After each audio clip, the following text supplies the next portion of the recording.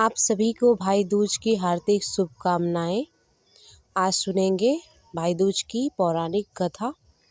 एक बुढ़िया माई थी जिसके 7 बेटे और एक बेटी थी। बूढ़ी माई के बेटी का शादी हो चुकी थी। जब बेटों का शादी का समय आता तब फेरों के समय एक नाग आता और वहीं मंडप पर बेटे को डस लेता। वहीं उसकी मृत्यु हो जाती, बहू विधवा हो जाती। बुढ़िया माई के 6 बेटे ऐसे ही हो गए। 7वें बेटे का विवाह होने वाला था। अपने 6 बेटे के मृत्यु के दुख से बूढ़ी माई रो रो कर अंधी हो चुकी थी। भाई दूज का समय आ गया। भाई ने कहा, माँ मैं अपनी बहन से तिलक करवाने जाऊंगा। माँ ने कहा ठीक है। बहन खुशी के मारे बहुत खुश हुई, खुशी के मारे पागल हो गई और पड़ोसन से जाके पूछने लगी, जब मेरा प्यारा भाई आ रहा है तो क्या उसके लिए बनाना चाहिए।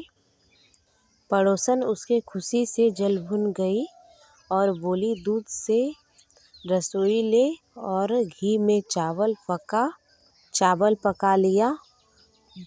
बहन ने पड़ोसन के जैसे ऐसे बताने पर ही वैसा ही किया। उधर भाई रास्ते में आ रहा था, तब उसे एक सांप मिली। तब भाई ने कहा, अरे भाई मुझे क्यों डसोगे। तब सांप ने कहा, मैं तुम्हारा काल हूँ और आज मुझे तुझको डसना है। भाई बोला, मेरी बहन घर पर इंतज़ार कर रही है मेरा। जब मैं तिलक करके वापस आऊँ तब डस लेना मुझे। भाई ने ऐसा कहा। सांप ने कहा, कोई अपनी मृत्यु के लिए क्या लौटकर कभी आया है। व्यक्ति ने कहा। भाई ने कहा, अगर तुम्हें यकीन नहीं है तो मेरे तुम झोले में बैठ जाओ। जब मैं बहन से तिलक करवा लूँ तब तुम मुझे डस लेना। सांप ने ऐसे ही किया। इधर भाई बहन एक दूसरे को देखकर बहुत खुश हुए। तब भाई ने कहा, बहन बहुत ज़ोर से भूख लगी है, खाना दे दो। अब भोली मासूम बहन अब क्या करे। ना दूध की रसोई सूखे और घी में चावल पके। भाई ने, बहन इतनी देर क्यों लगा रही हो। बहन से कहा, तुम क्या पका रही हो जो इतना समय लग रहा है। तब बहन ने ऐसे ऐसे बताया, पड़ोसन की बात बताई। तब भाई ने कहा, अरे पागल, घी में कभी चावल क्या पकते हैं और दूध से क्या रसोई लिपी जाती है।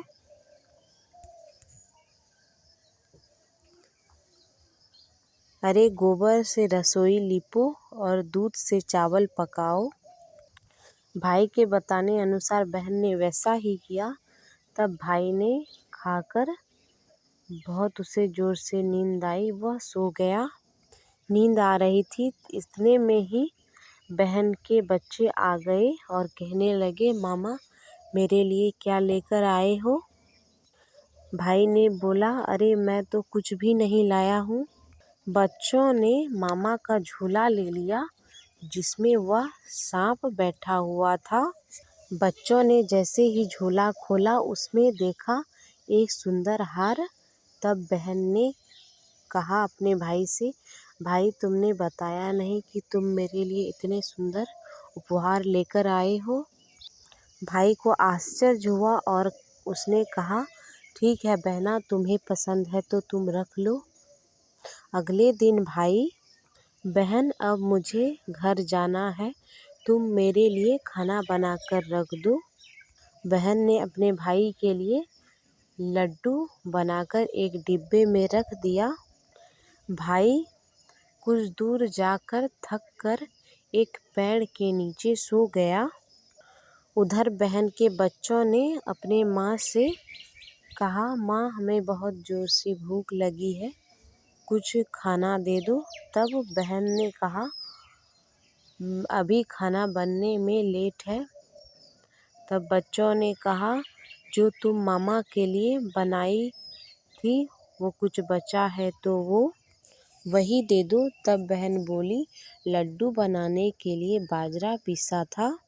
जब बच्चे ने बहन ने कहा, चक्की पर पड़ी है पिसा हुआ बाजरा, कुछ उसी को जाकर खा लो। जब बच्चे वहाँ गए तब उसने देखा कि वहाँ सांप की हड्डी पड़ी हुई है और बच्चे भागकर आकर माँ को उसने बताया और वह बहन बावली सा होकर अपने भाई के पीछे भागी और वो रास्ते भर में सबसे पूछती जा रही थी, क्या तुमने मेरे भाई को देखा? तब एक व्यक्ति ने बताया, कोई व्यक्ति लेटा हुआ है पेड़ के नीचे, देख लो कहीं वही तो तुम्हारा भाई नहीं है। तब बहन दौड़ी दौड़ी गई, वहाँ उसने अपने भाई को नींद से जगाया। तब बहन ने कहा, भाई तुमने कहीं मेरा लड्डू तो नहीं खाया? तब भाई ने कहा, नहीं मैंने तुम्हारा लड्डू नहीं खाया, ये ले तुम्हारा लड्डू। तुमने सिर्फ लड्डू ही दिए, वो भी तुम वो भी ले लो। तब बहन नहीं मानी और कहने लगी, नहीं भाई तुम लड्डू खाए हो, मैं तुम्हारे साथ चलूँगी। तब भाई ने कहा, ठीक है चलो। चलते चलते रास्ते में बहन को प्यास लगी। बहन ने कहा, भैया मुझे प्यास लगी है। तब भाई ने कहा, अरे यहाँ मैं तुम्हारे लिए कहाँ से पानी लाऊं? तब भाई ने देखा चील उड़ रही है, बहन से कहा, वहीं चली जा, वहाँ पानी होगा।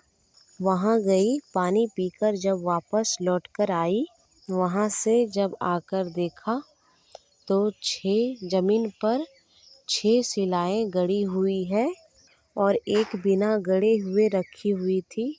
उसने पास ही के में एक बूढ़ी माई से पूछा, माँ जी यह शिलाएं कैसी है?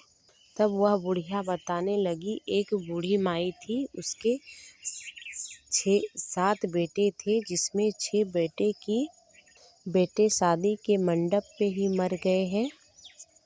यह शिलाएं उनके नाम की है जो जमीन पर गड़ी हुई है। 7वें का विवाह होना बाकी है। जब उसने कहा, जब उसका भी विवाह होगा तो वो भी मंडप पर ही मर जाएगा, ये भी मरने के बाद ये भी शिलाएं गड़ जाएगी। तब बहन ने सोचा कि यह मेरा भाई का ही शिलाएं हैं। बहन ने बूढ़ी माई से पूछा कि 7वें भाई को बचाने का उपाय।